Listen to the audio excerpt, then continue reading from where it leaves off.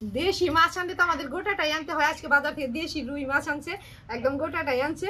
তো এটা এখন কেটে বেছে পরিষ্কার করে নিই। আর সাথে করবো কলমি শাক ভাজা, রুই মাছ ভাজা করবো, কলমি শাক ভাজা করবো। আগে তো খুকিকে এটুকু রান্না করে দেই, তারপরে পরে যা করি পাওয়া যাবে। তো রুই মাছ রান্না করার জন্য বেগুন আর মূলা আনছে।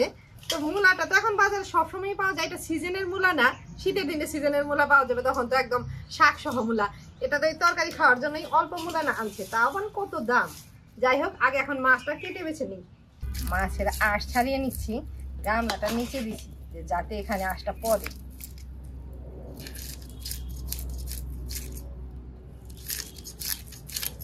চালানি মাছ আনলে সেই মাছের তেলটা খাওয়া যায়, তবে দেশি রুই মাছ আনলে তেল নেওয়া যায় না, তেলটা খুব নোংরা থাকে। কটকাটাও বের করে নিলাম, দাগা পেটি বের করা যাবে, দেখি অল্প বের করি। এটা একদম সোজা সোজা। এগুলো শাকের সাথে ভাজা করবো, এই পিসগুলো। গোটা মাছটাই তো কেটে নিলাম, গামলার মধ্যে একদম নোংরা সহ মাছ সহ সবকিছুই রাখছি। মাছগুলো আলাদা করে নেই গামলাতে, নোংরাটা ফেলে দিয়ে আসি।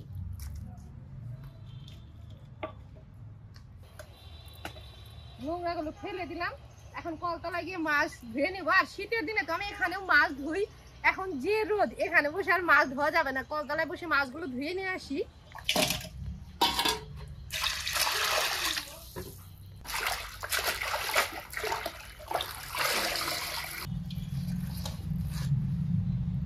যে কোনো শাকই একটু বেশি জলে একদম পরিষ্কার করে ধুয়ে নিতে হয়। আগে তো আমার ঠাকুমা যে কোনো শাক পাশের পুকুরে ধুতো, তো আমরা বড় হওয়ার পরে বলছি যে ওখানে মানে ধুয়েও না, ধুতে হয় না, তারপরে কলে ধুতো। তো এই যে অনেক জলে একদম খলবল করে শাকগুলো পরিষ্কার করে ধুয়ে নিলাম। এখন কুচি কুচি করে সবগুলো শাকই, সবটুক শাকই আজকে রান্না করবো। আর শাক তো বাসি টাসি খাওয়া ভালো না, খেতেও হয় না। তারপরেও দেখা যায় কোনো কোনো দিন তো আগের দিন সন্ধ্যাবেলায় শাক এনে রাখি, পরের দিন সকালে রান্না করি। যেমন আজকে রান্না করতে দেরি হয়ে গেল, বাজার থেকে এনে দিয়ে গেল, তারপরে শাক কেটে বেছে নিচ্ছি। গোড়াটা একটু কেটে ফেলে দিলাম।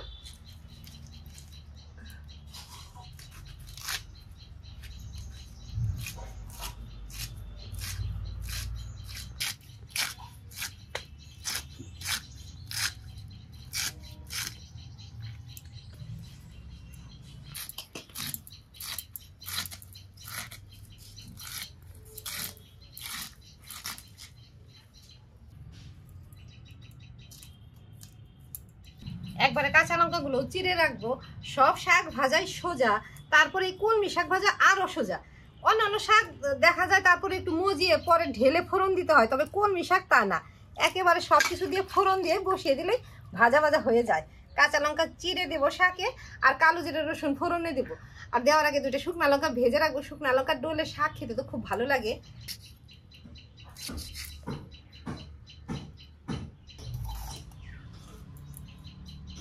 ঢেকে রাখলাম, উনুন জ্বালিয়ে নেই। উনুন জ্বালিয়ে নিলাম, এখন উনুনে কড়াইটা বসাবো। এমনিতে তো কড়াই ভাজা টাজাই আছে, তারপরে উনুনে বসানোর আগে অল্প একটু ধুয়ে নিলাম।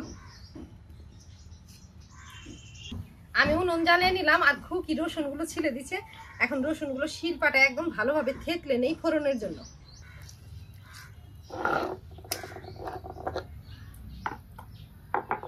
রসুনের কোয়াগুলো ধুয়ে নিই।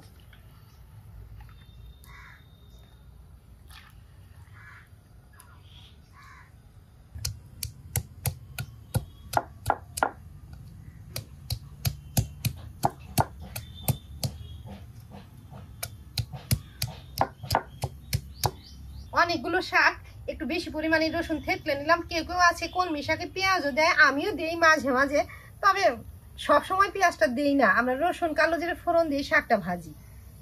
কড়াই গরম হয়ে গেছে, ফোড়নের তেলে 2-3টা শুকনো লঙ্কা ভেজে রাখবো আগে।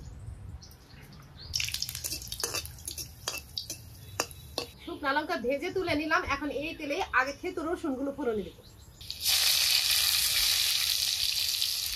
ঘরে কালো জিরে নাই, আমি 5 ফোড়নটা দিলাম। 5 ফোড়নে একদম তলানির দিকে কালো জিরেটা বেশি থাকে, ওখান দিয়ে দিলাম।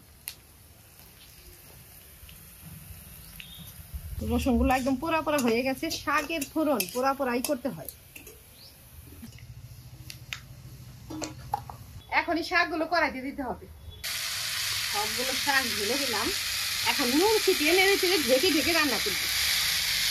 এখন উপরে স্বাদ মতো নুন ছড়িয়ে দেব।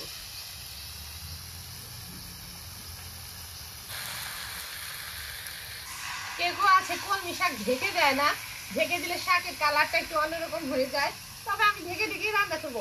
আর শাকগুলো এতটাও নরম, ঢেকে না দিলেও হবে। যাই হোক, আগে নেড়ে চেড়ে নেই, ঢেকে দিতে হবে না, মজে গেছে। এখন নেড়ে চেড়ে ভাজা ভাজা করে নামিয়ে নেব। আর নামিয়ে দিয়ে মাছগুলো ভেজে নেব। এখন মাছের মধ্যে নুন হলুদ মিশিয়ে রাখি, এটা কড়াইতে হতে থাক। ভাজা শুকনো লঙ্কা এখানে রেখে দিলাম, ওই উনুনে গরমে গরমে মুচমুচে হবে। ভাজার জন্য এই কয় পিস নিছি, এর উপরে নুন হলুদ ছড়িয়ে দিয়ে রাখি। শাক ভাজা হয়ে গেছে, এখন নামিয়ে দিয়ে কড়াইটা ধুয়ে নিয়ে এসে মাছগুলো ভেজে নেব।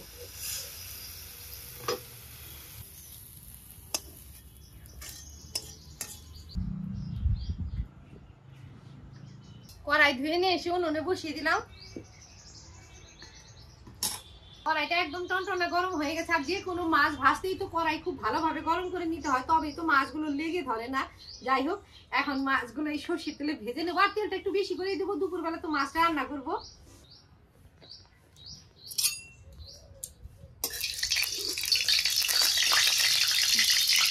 মাছের মধ্যে নুন হলুদ ছড়িয়ে দিচ্ছি, তবে হাত দিয়ে মাখি নাই। এখন হাত দিয়ে মেখে মেখে কড়াইতে দেবো।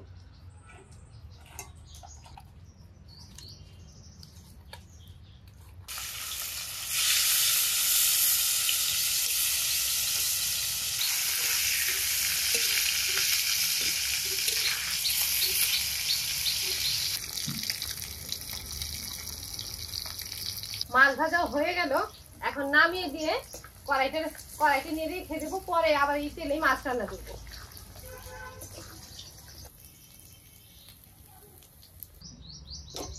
একটু কাটা কোটা খেতে পছন্দ করে, এগুলো দিলাম। আমাদের তো প্রতিদিন সকালে শাক ভাত রান্না হয়, আর আজকে প্রচন্ড রোদ উঠছে। মা সকাল সকালই বাবাকে বাজারে পাঠিয়েছে শাক আনার জন্য। বাবা একদম কলমি শাক আর মাছ নিয়ে আসছে, আর আনার সাথে সাথে মা এই যে শাক ভাত রান্না করে ফেলছে। এখন আমরা খাচ্ছি। ভাত আগেই করছে। হ্যাঁ, ভাত আগেই করছে। যখন বাবা বাজারে গেছে তখনই শাক মানে ভাত বসায় দিচ্ছে। প্রতিদিন শাক ভাত কি, যেদিন শাক না থাকে সেদিন সেদ্ধ ভাত, শাক ভাত এগুলোই করি সকালবেলা। যাই হোক, সকালে তো রান্না হয়ে গেছে। আমি বললাম তুমি যাওয়ার আগে একটু শাকটা এনে দিয়ে যাও, যে রোদ উঠছে। খুকির একটু শাক ভাত খেতে পছন্দ করে, তো এনে দিচ্ছে। সাথে আবার মাছও আনছে, যে যাতে মাছ ভাজা শাক খেতে পারে। নেমা